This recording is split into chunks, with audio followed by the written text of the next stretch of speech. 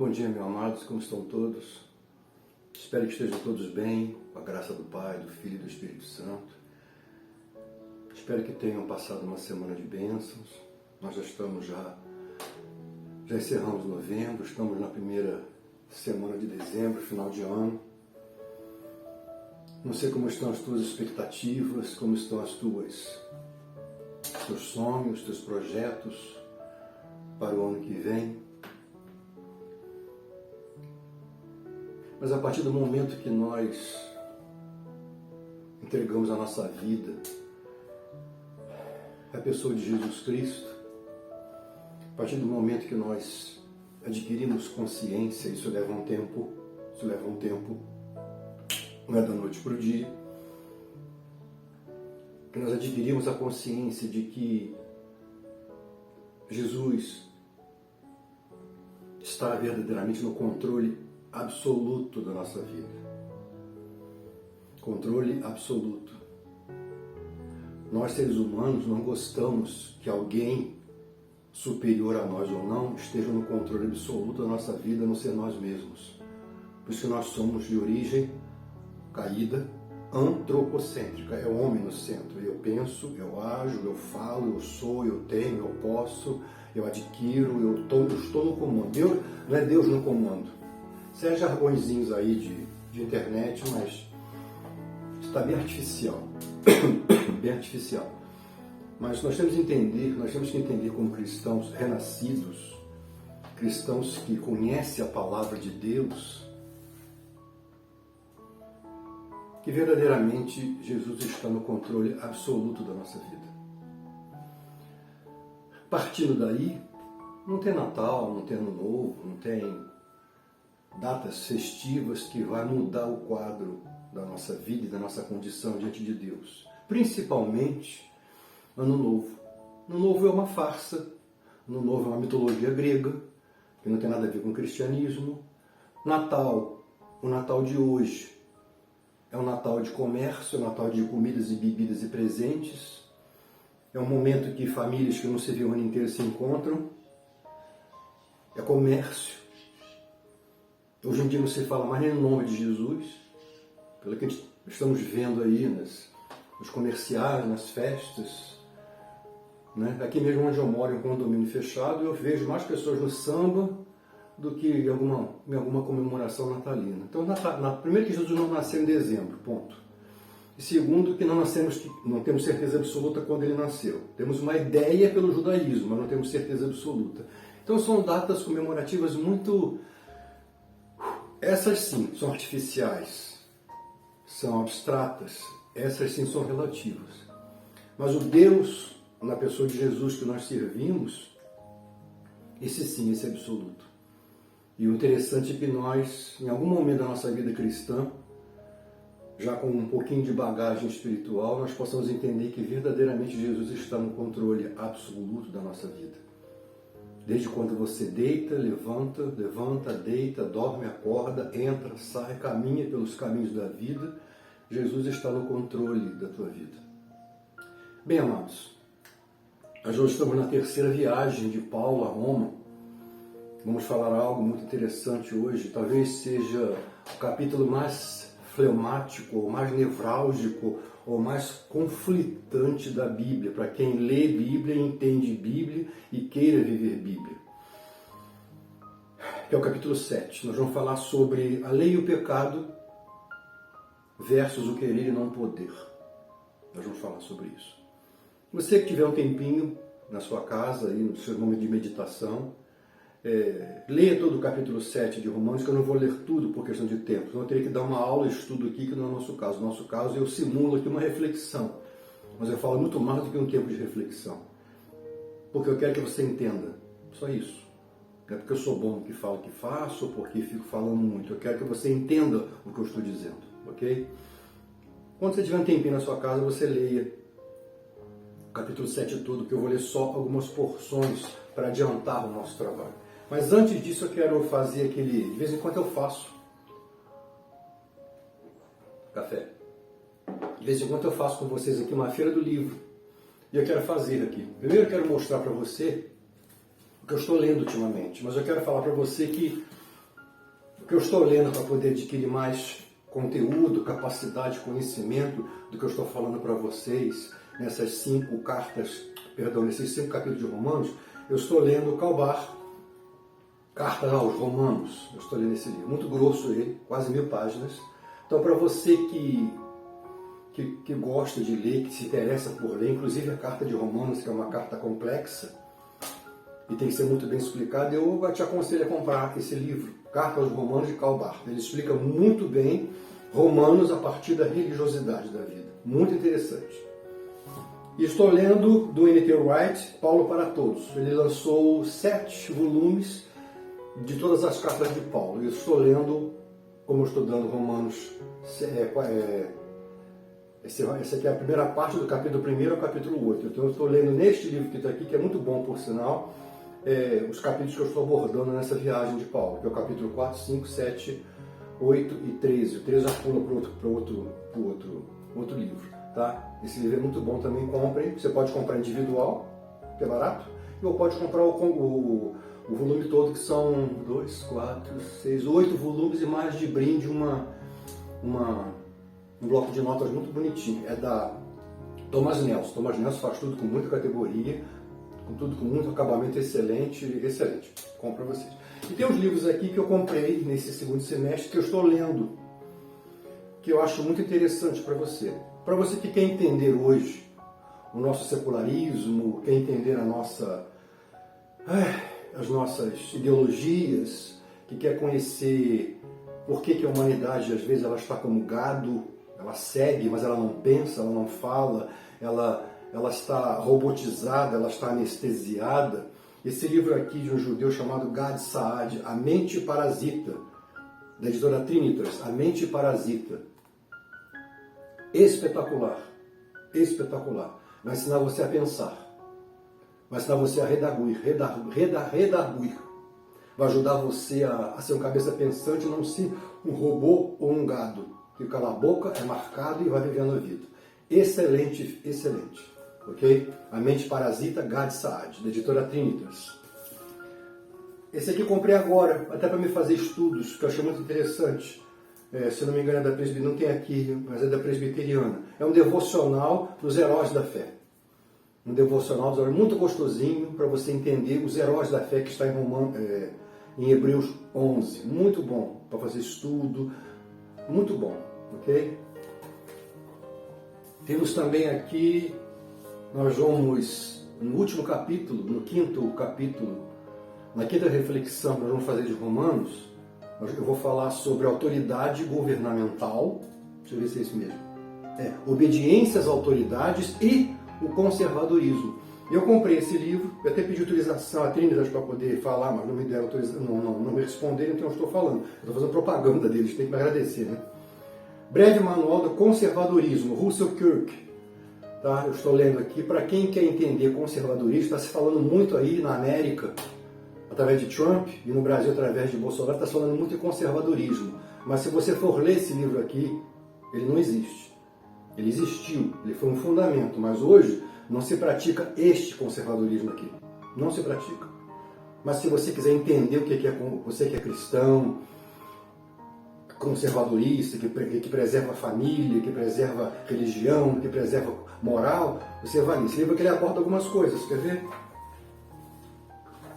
Ele fala sobre conservadorismo, fé religiosa, consciência, individualidade, família, comunidade, governo justo, propriedade privada, poder, educação, mudança, república. Mas eu vou falar aqui muito pouca coisa sobre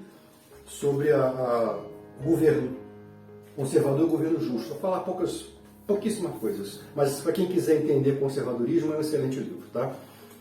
Russell Kirk da Trinitas também. Editora Trinitas também. Nós temos esse aqui que quero pedir perdão aos teólogos reformados, aqueles que estão falando aí, que lançaram aí há décadas as suas teologias, para a raivinha deles, eu indico você que leia Quando um Judeu Governar o Mundo. Quando um Judeu Governar o Mundo.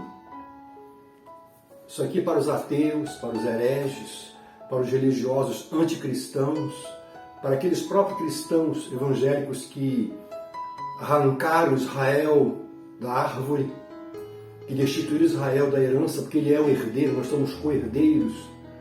Esse livro aqui vai fazer você refletir, repensar.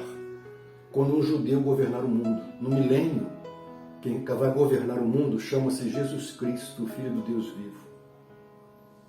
Ok? Então, se você quiser entender quem é Jesus, o que ele fez e o que ele vai fazer, esse livro aqui é espetacular. Eu estou na metade dele. Quando o judeu governar o mundo, o que a Bíblia realmente diz sobre Israel no plano de Deus. Joel Reed Richardson, é da editora Impacto, ok? Se você gosta de ler, ou tem tempo de ler, ou tem curiosidade de ler, pode comprar, que esse aqui é nota 10. Esse aqui, eu estou pasmado e maravilhado com esse autor, Art Katz, ele já faleceu. Ele lançou um livro chamado Fundamentos Apostólicos.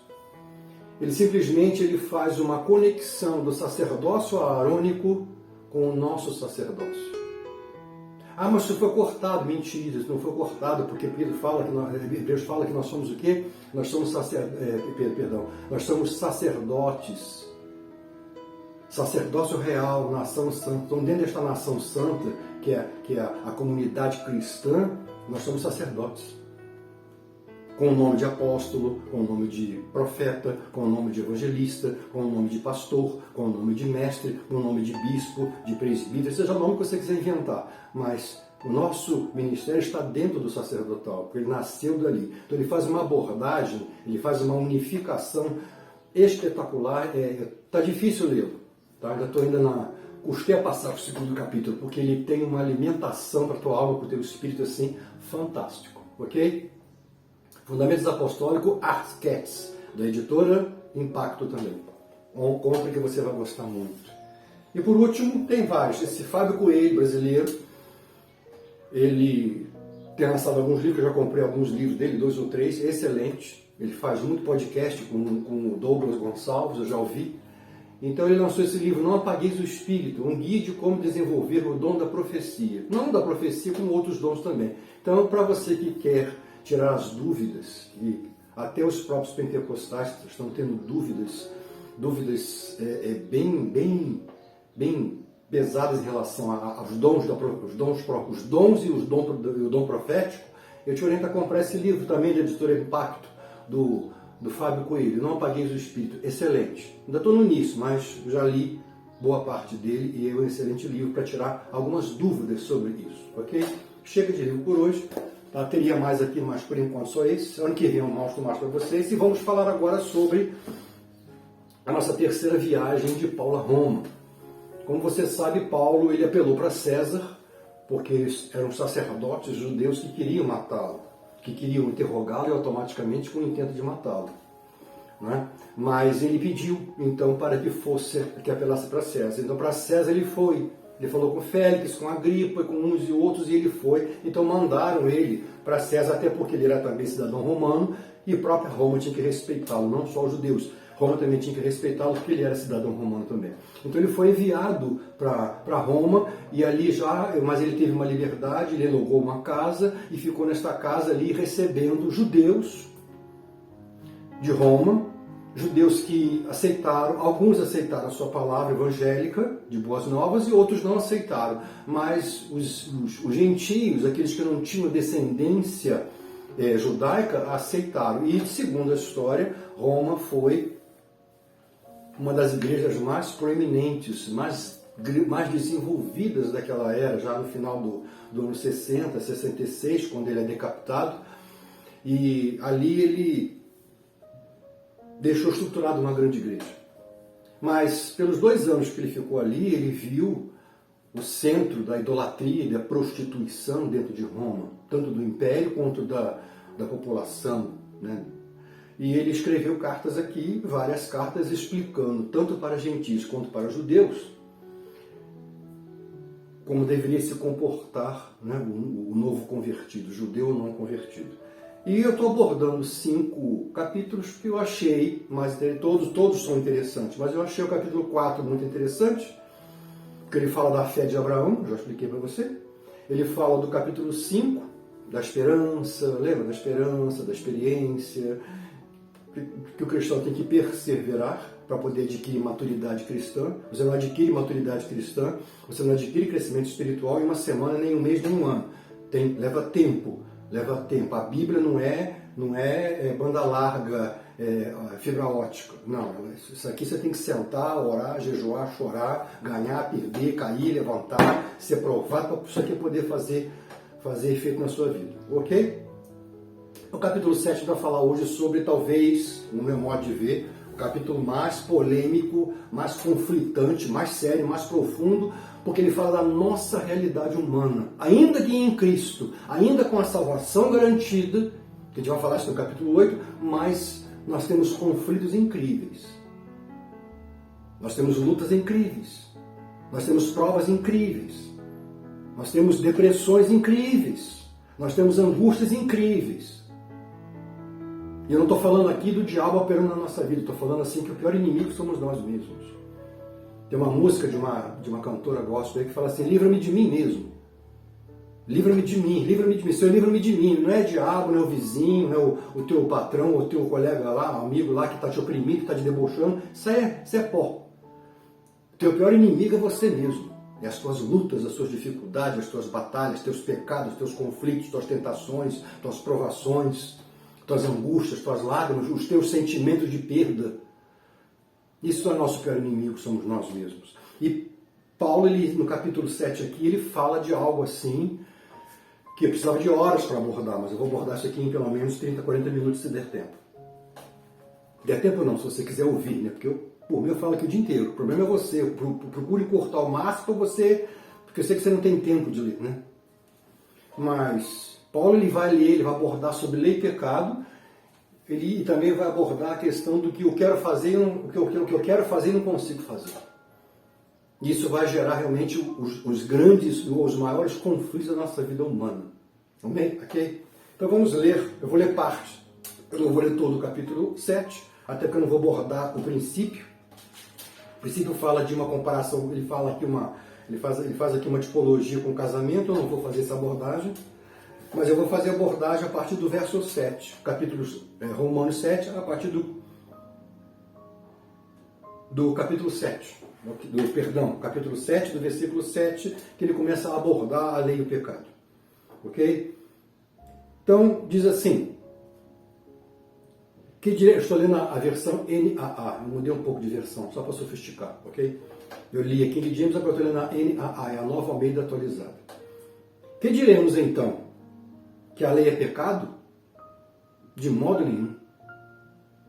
Mas eu não teria conhecido o pecado a não ser por meio da lei, porque eu não teria conhecido a cobiça se a lei não tivesse dito, não cobice.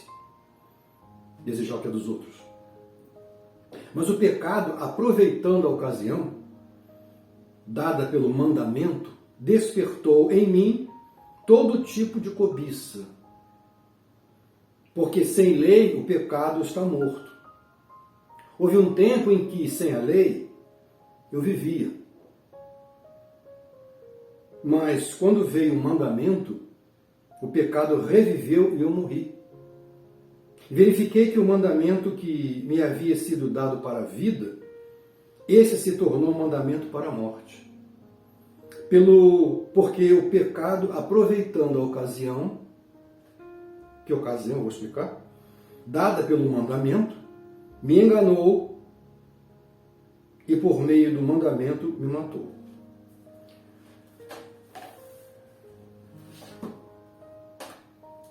O que Paulo está dizendo aqui?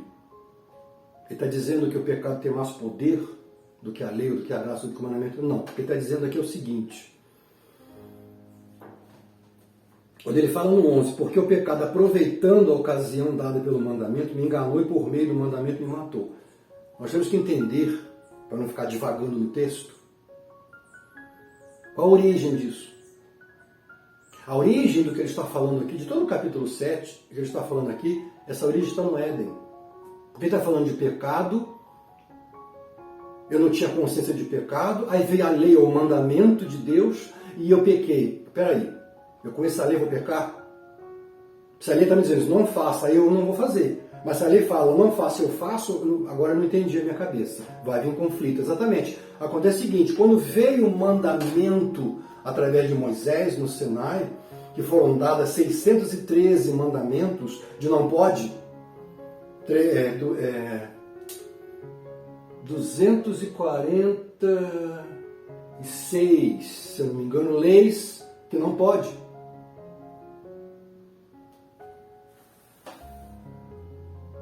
365 leis que pode e ao contrário que não pode. Agora, desculpa, eu não estou com a contabilidade certa aqui na minha cabeça matemática. Mas o que o Paulo está dizendo aqui é o seguinte, quando não tinha lei, eu não pecava. Eu fazia o que queria e não pecava. Quando isso? No Éden.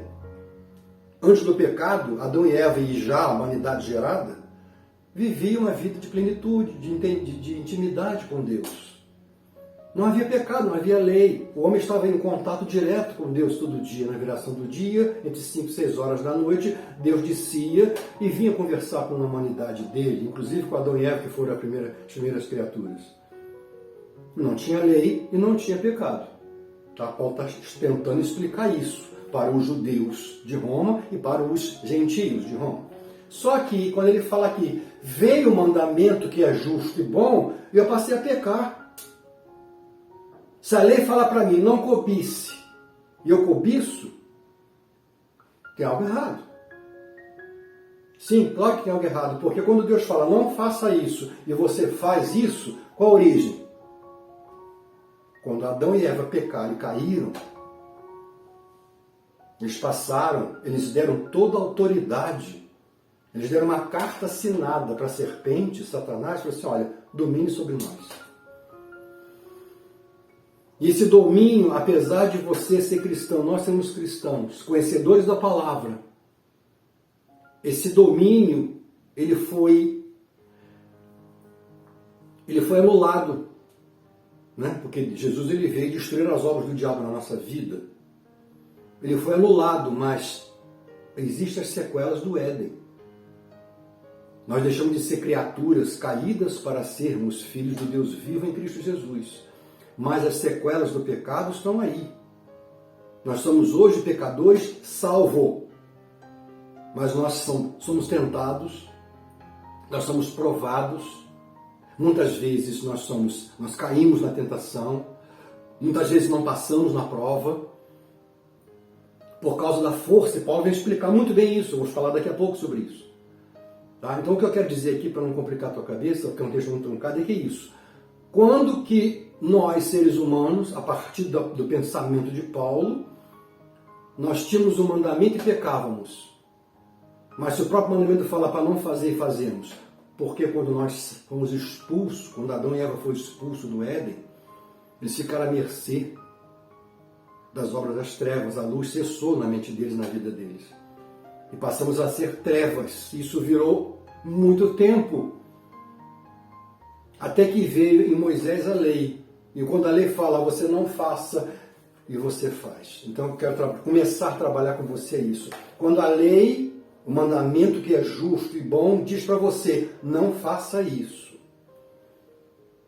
E você faz, você está cumprindo, sabe o quê? O mandamento do pecado. Porque o pecado falou, não faça. Por que você vai fazer? Por que você vai desobedecer? Porque o primeiro erro do Éden, o primeiro pecado do Éden foi desobediência. Deus fala, não coma desse fruto. Ele falou, comeu. Não vamos culpar Eva aqui, porque errou. Quem errou foi o homem. Cabeça que responde. Quando você fizer uma besteira com a tua família, Deus vai cobrar o marido. Deus não cobra nem mulher, nem filhos. Ele vai cobrar o marido, o homem, o pai. Então eu estou falando para homem e pai. Eva que foi a provocadora da situação, sim. Mas quem disse sim foi Adão. Se eu não dissesse sim, não teria acontecido nada. Ok? Eva foi só um instrumento naquele momento ali do mal, do pecado. Mas quem deu o sim, quem deu a avó, foi Adão. Então não vem com desculpa. Todo mundo errou. Ok? Então neste mandamento, nesse primeiro erro de desobediência, vive a humanidade até a data de hoje. Primeira criatura que esteja nascendo agora em algum leito, em algum parto aí, já nasce debaixo do pecado capital.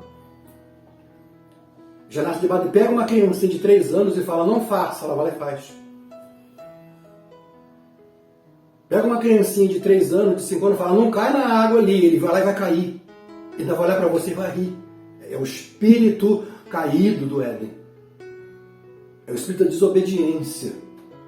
Ah, mas você está falando de uma criancinha. Se tu pegar um velho hoje de 60 anos, 50 anos, um adulto de 40 anos, ele não vai, se ele lê alguma coisa, seja na Bíblia ou na sociedade, falar, não faça, ele vai arranjar um jeitinho maligno, sutil de fazer, porque nele habita o espírito da desobediência do Éden caído. É isso que Paulo está dizendo. Então quando ele fala assim,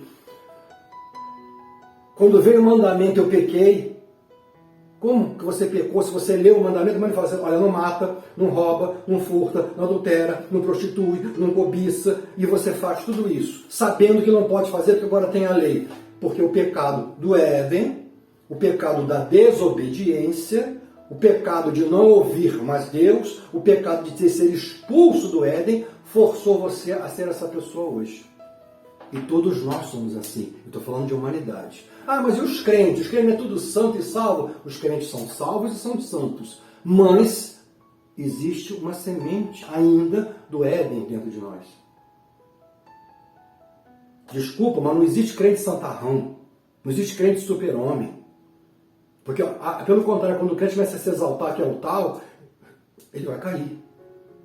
Sabe por que ele vai cair? Porque Paulo também fala assim, olha, quem está de pé, cuide não caia. Não julgue, não critica, não condena, não fala mal do próximo, não lança calúnia, não lança perjúrio, não faça fofoca, não use de maledicência, mas principalmente, não julgue para não ser julgado. Isso já é Jesus falando. Não condene para não ser condenado.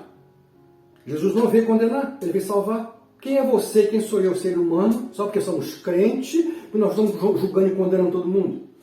Jesus não veio para condenar, ele veio para salvar, e nós, seres humanos, pecadores, pela misericórdia de Cristo salvo, somos juízes. Fulano não presta, eu presto. Fulano é caído, eu não sou. Nós somos porcarias humanas salvas em Jesus Cristo. Nós somos porcarias humanas. Você já viu o que Isaías fala de nós? Que a nossa justiça é trapo de imundícia? Que justiça nós temos? Que justiça nós temos? Principalmente para condenar alguém, para julgar alguém. Nós temos um justo juiz. O resto é o resto. Eu não posso me gloriar em ser algo porque eu não sou nada. Pela misericórdia de Deus, Ele me chamou um dia para ser salvo. Predestinado, vou falar isso no capítulo 8. Ele nos chamou para ser salvos.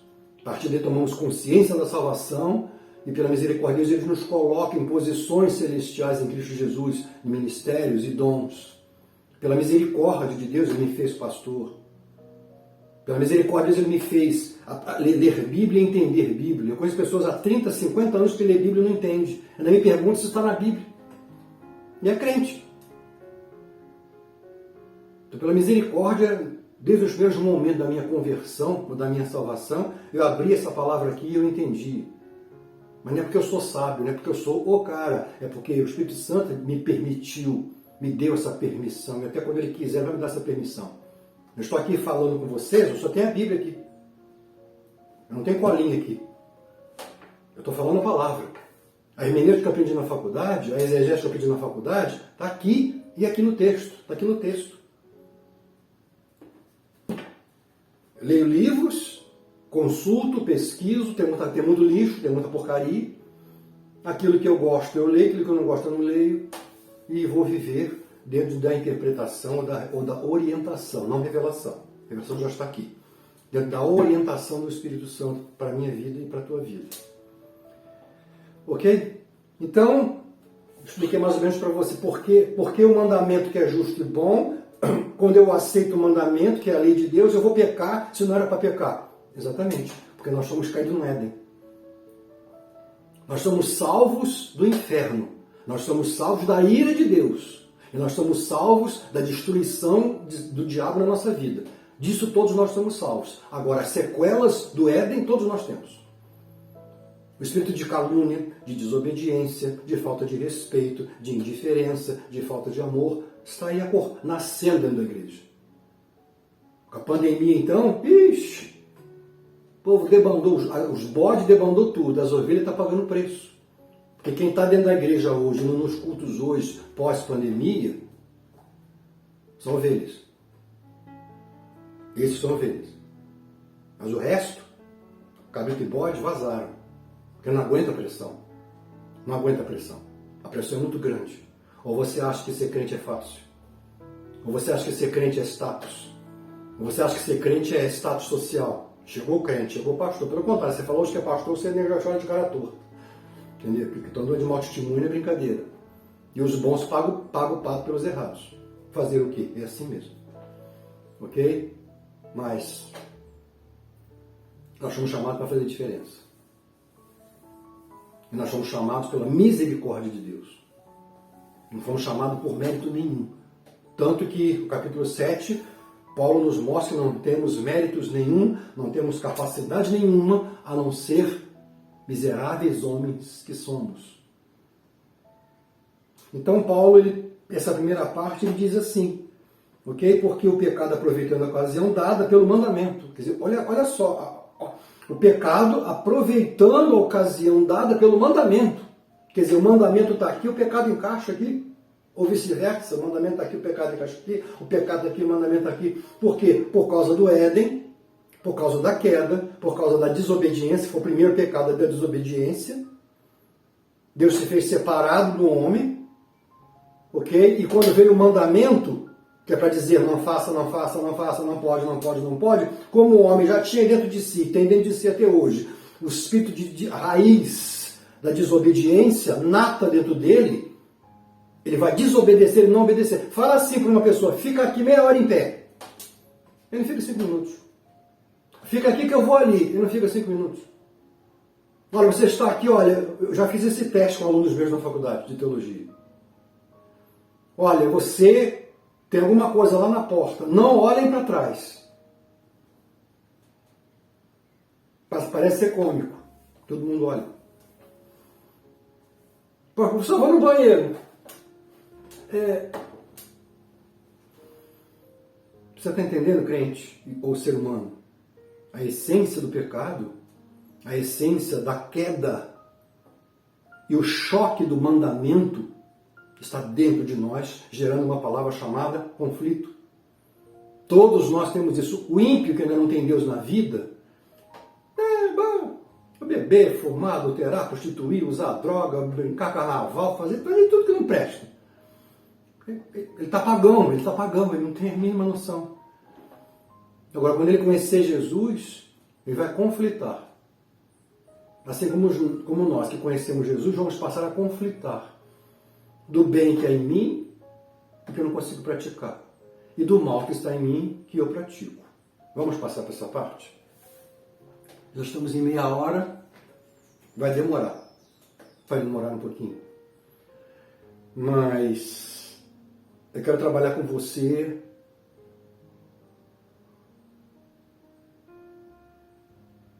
a partir do verso 12, que vai dizer assim: assim a lei é santa e o mandamento é justo e bom. Então aquilo que é bom se tornou morte para mim? De maneira alguma. Pelo contrário, o pecado, para mostrar-se como pecado, por meio de uma coisa boa, causou-me a morte. A fim de que, pelo mandamento, o pecado mostrasse toda a sua força de pecado. Quer dizer, o mandamento dado por Deus, a orientação dada por Deus, os instrumentos de orientação dada por Deus, ele mostra a força do pecado, que ele se levanta poderoso, ele se levanta como tentação, ele se levanta como perseguição, em confronto ao mandamento. O pecado está aqui, o mandamento está aqui, e você aqui no meio da situação. É bomba daqui, é bomba daqui. O mandamento fala, não faz, o pecado fala, faz, e você que tem que decidir. Você ou é o frágil da situação, ou você é o misericordioso da situação por Jesus Cristo. Não tem como ser de outro jeito, de outra maneira. Eu vou fazer o seguinte com você, meu amado, para não prejudicar você muito. Eu vou parar em 35 minutos e vou fazer a parte 2, que vai ser o que eu quero entrar, tá bom, querida? Eu vou fazer isso. Então me aguarde que eu vou dar sequência aqui, tá? Só um minutinho só que eu vou dar sequência para você. Deus te abençoe. Já estou voltando para a parte 2. Até já. Beijinho, beijinho, até já.